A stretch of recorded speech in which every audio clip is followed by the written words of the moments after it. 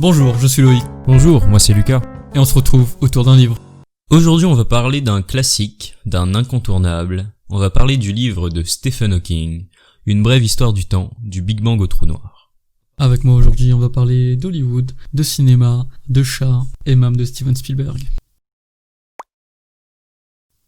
Aujourd'hui j'ai donc la joie de vous parler d'une œuvre majeure des sciences, du livre de Stephen Hawking, Une brève histoire du temps. On peut voir ce livre comme une introduction à la physique de la fin du XXe siècle, écrite par un visionnaire et un acteur principal de la discipline.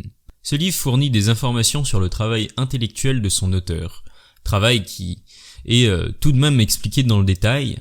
Il faut alors se préparer à obtenir une tonne d'informations, surtout si c'est en effet notre première approche de la discipline. Je vais ici essayer de vous faire un petit résumé de ce que vous pourrez trouver dans ce livre. Hawking commence son récit par un peu d'histoire. 340 ans avant notre ère, le philosophe grec Aristote avançait des arguments en faveur d'une Terre sphérique plutôt que d'une Terre plate, et avait calculé approximativement que la circonférence de la Terre devait être de 400 000 stades, même si on ne sait pas exactement la longueur de ces stades. Mais Aristote pensait que la Terre était immobile et que le Soleil, la Lune et les autres planètes et étoiles tournaient autour d'elle. Il pensait que la Terre était au centre de l'univers. Au IIe siècle avant JC, c'est alors Ptolémée qui a abouti à un système cosmologique achevé, avec la Terre en position centrale, entourée de 8 sphères portant la Lune, le Soleil, les étoiles et les 5 planètes connues à l'époque. Tous ces astres décrivaient de petits cercles. La sphère la plus extérieure, quant à elle, portait les étoiles fixes. Et ce qu'il y avait au-delà, on ne le savait pas et ce n'était sûrement pas à la portée de l'humanité. Le système de Ptolémée fut massivement adopté, même par l'Église catholique, car ce modèle laissait place au-delà des dernières sphères à un paradis et à un enfer. Il fallut attendre 1514 pour avoir un système plus simple. Ce système fut proposé par un prêtre polonais, Nicolas Copernic. Lui, cependant, fut accusé d'hérésie et brûlé par son église. D'après lui, le Soleil était immobile au centre de l'univers, et les planètes décrivaient des orbites circulaires autour de l'étoile. Près d'un siècle passa avant que cette hypothèse fût prise au sérieux. Puis, deux astronomes, l'allemand Johannes Kepler et l'italien Galileo Galilei, commencèrent à défendre la théorie de Copernic. C'est en 1609 que la théorie d'Aristote-Ptolémée fut surplombée pour de bon, après que Galilée, en ayant utilisé une lunette qu'il venait tout juste d'inventer, observa que Jupiter avait plusieurs satellites, ou lunes, tournées autour d'elle. Cela proposait alors que tout ne devait pas tourner obligatoirement autour de la Terre. À cette même époque, Kepler modifia la théorie de Copernic en suggérant que les planètes décrivaient plutôt une orbite elliptique, ce qui permit enfin de faire correspondre les observations à la théorie. Ces orbites elliptiques furent expliquées seulement beaucoup plus tard, en 1687, par Isaac Newton. Il publia ses Philosophia Naturalis Principia Mathematica, œuvre majeure de la physique. À l'intérieur, bon nombre de théories, comme celle expliquant comment les corps se mouvaient dans l'espace et dans le temps, etc. Le savant proposait en plus de cela la loi de la gravitation universelle, selon laquelle tout corps de l'univers est attiré par tout autre corps selon une certaine force qui fait alors tomber les objets au sol. Le modèle copernicien se débarrassait donc des sphères célestes et surtout de l'idée que l'univers avait une frontière naturelle. Et Newton avait compris que selon sa théorie de la gravitation, les étoiles devaient s'attirer entre elles et que donc elles ne pouvaient pas être au repos. C'est de cette époque que bon nombre d'interrogations sur l'état de l'univers se posèrent. Je vous passerai ici les détails, mais les questions étaient du type l'univers peut-il se contracter ou se dilater? L'univers est-il en mouvement ou est-il statique? L'univers existe-t-il depuis toujours ou a-t-il une date de naissance? Il fallait attendre 1929. Edwin Hubble fit une observation cruciale. Où que nous regardions, les galaxies lointaines s'éloignent de nous à toute vitesse. Ce qui signifie qu'en des temps anciens, les objets avaient été plus proches les uns des autres. En fait, il semblerait même qu'il y a 10 ou 20 milliards d'années, toute chose était comprimée en un seul point. Ce sont des pistes de réponse à nos questions, amenant notamment à la piste du Big Bang pour répondre à la question de la naissance de l'univers. On en arrive alors au plus grand changement de paradigme de l'histoire de la physique. Einstein. C'est quelques années avant la découverte de Hubble qu'Einstein présenta sa théorie de la relativité générale, unifiant l'espace et le temps et expliquant les trajectoires des objets dans l'univers par la déformation de cet espace-temps. En effet, la Terre ne tourne pas vraiment autour du Soleil. La Terre suit une ligne droite dans un espace courbe. Mais je vais ici aussi passer les détails. En plus de la relativité générale, Einstein apporta son savoir-faire à un autre domaine, la physique des particules. Cette théorie colle tellement bien aux observations qu'on dit de cette théorie qu'elle est parfaite. C'est le modèle standard. Mais encore une fois, je vous invite à lire ce livre pour plus d'informations. Cependant, pour résumer, il y aurait un nombre bien fini et bien connu de particules et de forces qui seraient à l'origine de toute chose, de toute matière et de toute interaction entre la matière. Voilà ce qu'on peut en dire de l'histoire de la physique, et surtout de la cosmologie, et de notre approche de l'univers. J'aimerais entrer plus en détail dans ce que nous dit l'auteur, cependant le format podcast n'y est pas trop adapté.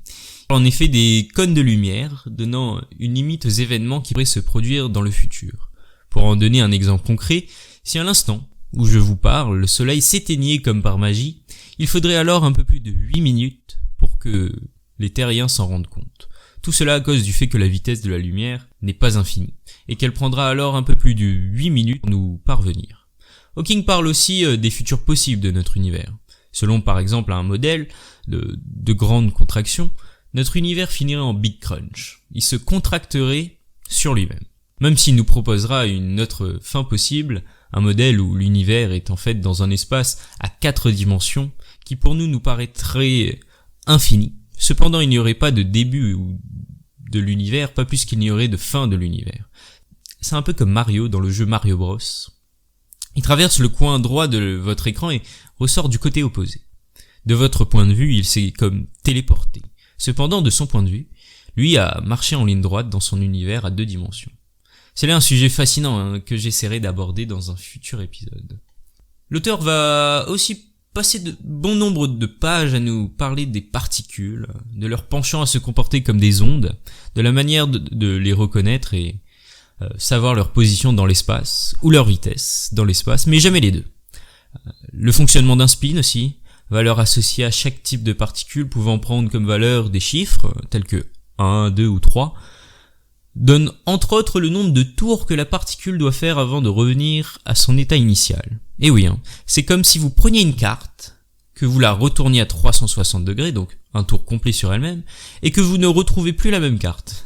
Il va parler aussi du fonctionnement des étoiles. Grosses boules de gaz transformant par des mécanismes nucléaires, les éléments légers en son sein, tels que l'hydrogène, en éléments plus lourds, tels que l'hélium, et qui produit ainsi de la chaleur et de la lumière. Étoiles qui, pour certaines d'entre elles, peuvent finir leur vie en trou noir, singularité gravitationnelle entourée d'une sorte de membrane, appelée horizon des événements, là où l'on ne revient jamais. Dans le livre, Hawking en parle comme de potentiels objets stellaires. Il croyait en leur existence à 85%, puis à 95%, mais aujourd'hui on a certaines preuves de leur existence, telles que la photo prise en avril 2019 du trou noir supermassif M87 étoiles. Si vous voulez savoir comment se forment ces astres, quelles sont leurs limites et leurs caractéristiques, vous trouverez votre bonheur dans ce livre. Hawking termine son ouvrage par nous parler de la théorie de tout, l'unification de la relativité générale et de la mécanique quantique. Théorie qui serait le Graal de la physique, qui pourrait notamment passer par la théorie des cordes. Les briques élémentaires ne seraient plus des ondes ou des corpuscules, mais une sorte de corde infiniment mince, une corde à 1 dimension. Pour plus de détails, le livre. Pour finir, je vais tout de même vous donner sa conclusion, espérant que si mes nombreux exemples de pourquoi ce livre est génial ne vous a quand même pas donné envie de lire ce livre, cela va changer après ça. Alors, nous nous trouvons donc dans un monde déroutant. Nous souhaitons donner sens à ce que nous voyons et nous nous posons bon nombre de questions, telles que quelle est notre place dans l'univers. Bon nombre de représentations du monde se sont succédées. Einstein a une fois posé la question suivante. Quel choix avait Dieu pour construire l'univers ? Il y a peu, la plupart des scientifiques étaient trop occupés par le développement des théories qui décrivaient ce qu'est l'univers pour se poser la question pourquoi. Cependant, si nous découvrons une théorie complète, elle devrait un jour, à l'instar de la relativité générale, être compréhensible dans ses grandes lignes par tout le monde. Alors nous tous, philosophes, scientifiques, gens de la rue, seront capables de prendre part à la discussion sur la question de savoir pourquoi l'univers et pourquoi nous existons. Si nous trouvons la réponse à cette question, ce sera le triomphe ultime de la raison humaine. À ce moment, nous connaîtrons la pensée de Dieu.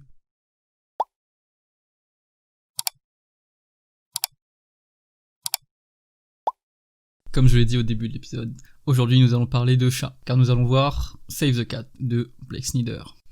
Blake Snyder était un scénariste, consultant, auteur et éducateur américain. Sa trilogie Save the Cat, livre sur l'écriture des scénarios et les structures de l'histoire, sont devenus l'un des écrits les plus populaires du monde. Aujourd'hui, nous allons voir l'édition de 2005, la première édition.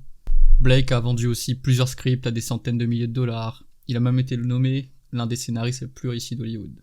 Pour faire court, Save the Cat est similaire à une recette, destinée aux scénaristes et écrivains, qui vous donne les bons ingrédients à y mettre pour avoir une histoire qui fonctionne, et qui va vendre surtout. Nous allons commencer par le chapitre 1, qui s'intitule What is it? Ou qu'est-ce que c'est en français. Imaginons une situation, lors d'une soirée entre amis, lors du moment de choisir le film à regarder, qu'est-ce qui va influencer le choix d'après toi, Lucas? Donne-moi une idée de réponse. T'es là avec des amis, vous êtes là, vous êtes en mode, on va regarder un film ce soir, mais vous savez pas quoi regarder. Qu'est-ce qui va influencer ton choix? Entre plusieurs films. Et n'oublions pas aussi que j'ai oublié de préciser, mais le livre a été écrit en 2005, donc t'imagines bien que les bandes annonces n'existaient pas. Là on part plutôt... Et il y avait pas Netflix. Non plus. On part plutôt sur une liste des films dans le journal, par exemple. Mais à quoi ça ressemble, du coup, dis-moi. C'est comme les petites brochures comme les brochures, les brochures de cinéma, tu vois, quand tu vas au cinéma. Ouais. T'as des brochures, et t'as la liste des films. Ouais. T'as quoi dessus? T'as quoi? Le scénario. Non, t'as pas le scénario. T'as les acteurs? T'as le... J'en sais rien, t'as quoi? T'as quoi, en vrai? Alors, t'as une image, t'as un poster, okay. T'as un poster du film, t'as un titre, okay. Et t'as une description. Ok. D'accord. Et t'as le nom des acteurs, oui, évidemment. Ok. Mais c'est tout. Genre, c'est pareil dans le journal, tu vois, genre... Ok, du coup, ce qui va nous pousser à choisir quelque chose plus qu'un autre, c'est, l'image. Ok, donc et pour toi, c'est que l'image. Donc c'est l'image qui va influencer le choix. L'image et le titre en premier lieu, effectivement. Après, si on lit la description... Alors d'abord, il faut avoir un bon pitch. Pour convaincre, même si un grand nom d'acteur fait un effet aussi. Quand je dis pitch, tu entends bien, c'est un peu la description. Donc il faut aussi que le sujet du film ressorte clairement de l'affiche et du titre. Sinon, les gens ne vont que le décrire via les critiques de films, car il y a aussi des critiques de films parfois dans les journaux. Et du coup, personne ne comprendra vraiment et sera intéressé par le film. Et du coup, vu qu'il y a tellement de compétition avec la télé, radio, internet, musique, le grand problème majeur, c'est qu'il est difficile de capter l'attention des gens. Donc, les studios en général choisissent la solution de facilité, en faisant des suites et des remakes. Je pense qu'on connaît encore ça à cette époque. La plupart des blockbusters, c'est souvent des remakes ou des suites. On est d'accord, Lucas? Ouais, totalement d'accord. X-Men 1, X-Men 2, 3, 4... Voilà. Et donc, là-bas, ils les appellent franchises prévendues. Ces franchises prévendues réduisent considérablement le facteur « what is it ?» qu'est-ce que c'est? Car la plupart des gens savent déjà. Et donc, pourquoi parier $10 sur quelque chose dont vous n'êtes pas sûr, contre quelque chose que vous connaissez déjà? Maintenant, passons à un autre élément, très important. Il faut d'abord commencer à apprendre à répondre à « what is it ?» qu'est-ce que c'est? Le nom du chapitre. D'une meilleure façon, rapidement et avec plus de créativité. Quand on parle de répondre à cette question, on parle surtout dans le titre et la description. Et d'après Blake, il faut commencer par ça, avant le scénario, car en ayant une bonne description, ça améliorera l'histoire. Un bon scénariste, surtout en écrivant, doit penser à tout le monde, surtout le long de la ligne, de l'agent au producteur, au studio jusqu'à la tête du public. On peut faire un parallèle avec le marketing, le copywriting. Il faut se mettre à la place de son prospect, notamment avec les personas par exemple. Et donc le nom de cette fameuse ligne, ou description, à Hollywood est appelé one-line, ou logline. Donc, quand je ferai référence à logline ou one-line, il faudra comprendre que c'est la description entre guillemets. Et d'après Blake, la différence entre une bonne et une mauvaise logline, si la première réaction en lisant est de se dire « pourquoi je n'y ai pas pensé », c'est donc une bonne. Maintenant, on va voir des exemples, pour illustrer ça un peu plus facilement, pour mieux comprendre. Donc je vais vous lire quelques loglines, 2 en l'occurrence. Un couple de jeunes mariés doit passer le jour de Noël chez chacun de ses 4 parents divorcés. Cette logline correspond au film Four Christmases. La deuxième logline, qui est un employé fraîchement embauché part en week-end dans l'entreprise et découvre rapidement que quelqu'un essaie de le tuer. Du film The Retreat. La retraite. Pour Blake, il y a 4 composants qui font vendre dans chaque logline et qu'il ne faut pas négliger et qui sont très importants. Le premier s'intitule Isn't it ironique? N'est-ce pas ironique traduit en français? Il faut que le titre et la logline ait de l'ironie, car l'ironie attire l'attention, ce qui est appelé hook ou hameçon en français, dans les loglines. Il suscite votre intérêt. Par exemple avec The Retreat, la retraite, Quoi de plus ironique pour un nouvel employé, au lieu d'être accueilli dans l'entreprise, il est confronté à une menace sur sa vie. Une bonne logline doit surtout être émotionnellement intrigante, comme une démangeaison qu'il faut gratter. Il faut identifier les éléments ironiques de votre histoire et les mettre dans votre logline. Le deuxième composant s'intitule A Compelling Mental Picture, une image mentale convaincante ou attrayante traduit en français. Vous devez pouvoir y voir un film entier dans votre logline. Vous voyez le film, ou du moins son potentiel et les images mentales offrent la promesse de plus. Par exemple, avec la logline du film Blind Date, elle est la femme parfaite jusqu'à qu'elle boit. Avec cette simple phrase, vous arrivez à visualiser la scène, et même plus qu'il y a dans le film. Vous pouvez vous faire un peu tous les scénarios. La troisième composante est Audience and Cost. Audience et coût, traduit en français. Pour attirer les studio buyers, les acheteurs de studio, il faut avoir une idée précise de ce à qui il s'adresse et de ce que cela va coûter. Normal, vous me direz. Exemple, For Christmases.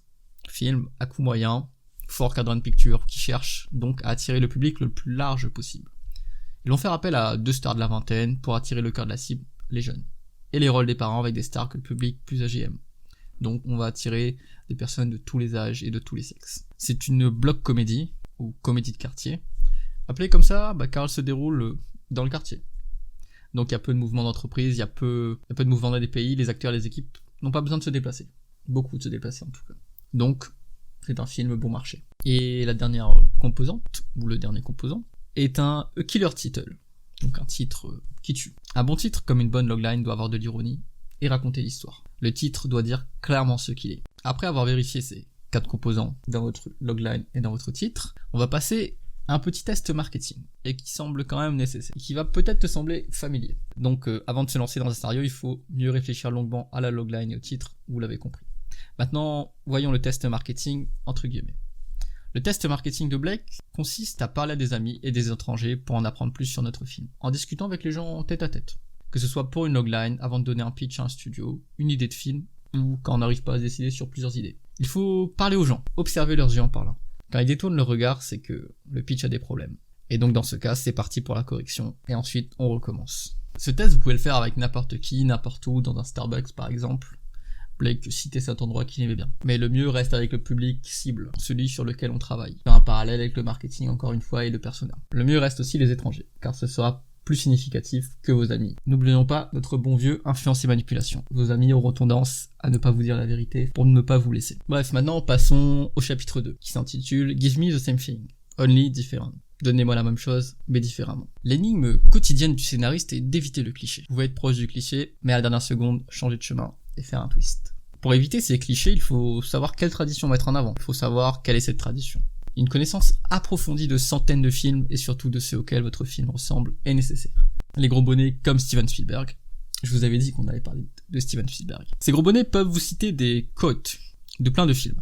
Quote ici ne veut pas dire simplement une citation, une phrase tirée d'un film, mais ici il veut dire expliquer comment chaque film marche.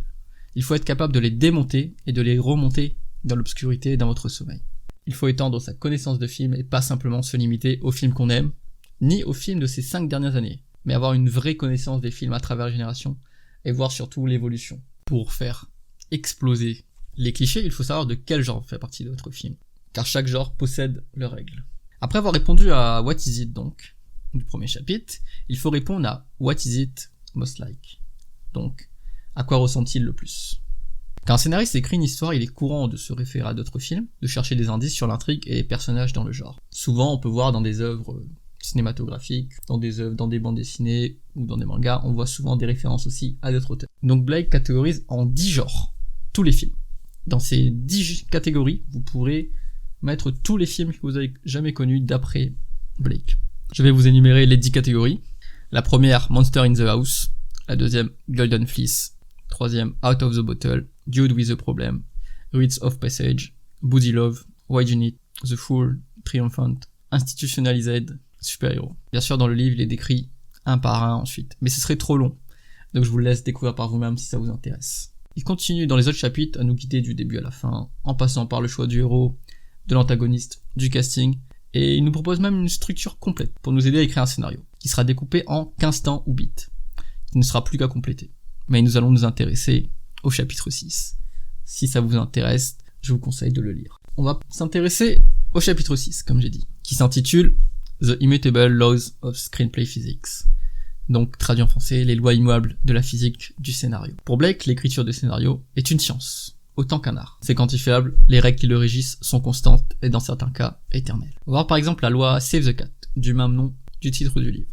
Pour résumer, Save the Cat est la règle du scénario qui dit « Le héros doit faire quelque chose quand on le rencontre pour qu'on l'aime et qu'on veuille qu'il gagne ». Il y a une autre loi qui s'intitule la loi Double Mumbo Jumbo. Le public n'acceptera qu'un seul morceau de magie par film. Vous ne pouvez pas voir un extraterrestre atterrir dans un ovni, puis être mordu par un vampire et être maintenant à la fois un extraterrestre et un mort-vivant. D'après lui, ceci est la loi du double Mumbo Jumbo. Je pense que on est d'accord, Lucas, c'est vrai que ça peut sembler tiré par les cheveux quand il y a trop d'éléments magiques, entre guillemets, différents. Trop d'univers différents. C'est comme si, comme tu dis, voilà, prenons l'exemple d'Harry Potter, et qui découvre un fruit du démon de One Piece. C'est ça. Il ne faut pas tout mélanger. Et il y a plusieurs autres lois que je vous invite à aller lire qui sont très intéressantes. Donc, après avoir regardé tous ces films au fil des ans, vous réalisez soudain pourquoi les choses sont faites, à quoi sert cette scène, et cela vous donne l'impression d'être un génie. C'est ceci qui vous donne ces lois. C'est aussi une manière de ne pas oublier ce qu'on a appris. Et surtout, lorsque vous vous surprenez à commettre une erreur, enfreindre une règle que vous aimeriez enfreindre, cela vous donne une leçon. Et ces petites leçons vous permettent d'évaluer instantanément les avantages et les inconvénients d'un tel comportement. Le but de tout cela, bien sûr, est d'apprendre des raccourcis pour gagner du temps. Des mots de Blake. Écrire un scénario, c'est comme résoudre un puzzle, encore et encore. On devient plus rapide avec la pratique. Plus vous racontez d'histoires, plus vous en complétez les contours. Plus vous taguez de scénarios avec The Hand, plus vous vous améliorez. Pour conclure, je ne peux que conseiller Save the Cat à ceux qui voudraient se former à l'écriture de scénarios, d'histoires, au storytelling en général, au marketing, ou qui s'intéressent à comprendre comment fonctionne chaque film que nous regardons. Alors, t'en as pensé quoi de ton livre et du mien ? Personnellement, pour parler de mon livre, du coup, Une brève histoire du temps de Stephen Hawking, beaucoup aimé l'œuvre. Cependant, elle est assez complexe, donc surtout assez complexe à retranscrire dans notre podcast. C'est pour ça que je ne suis pas rentré dans le détail. Et concernant ton livre, il m'intéresse énormément. Ça me fait rappeler, par exemple, donc j'ai vu une vidéo des scénaristes de South Park qui justement parlait de comment ils construisaient leur récit. J'invite du coup les gens à regarder ça aussi, si le domaine les intéresse. Et toi du coup, Loïc ? Ok, j'irai jeter un coup d'œil à l'occasion d'ailleurs. Moi j'ai bien aimé mon livre, car en vrai c'est vraiment un guide pour le storytelling, l'écriture de scénario. C'est vraiment très bien, il y a tout ce qu'il faut en fait dedans.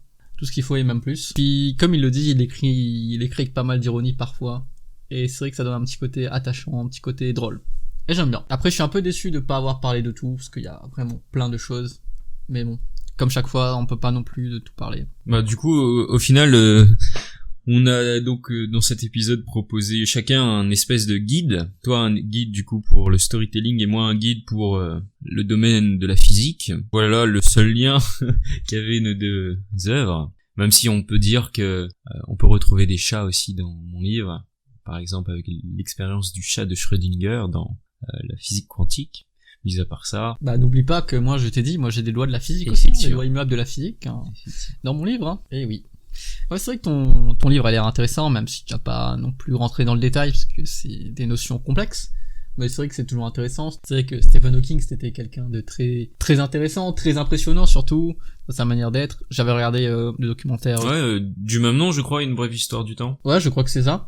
Franchement, j'avais adoré. Ça se voit que c'était quelqu'un d'exceptionnel.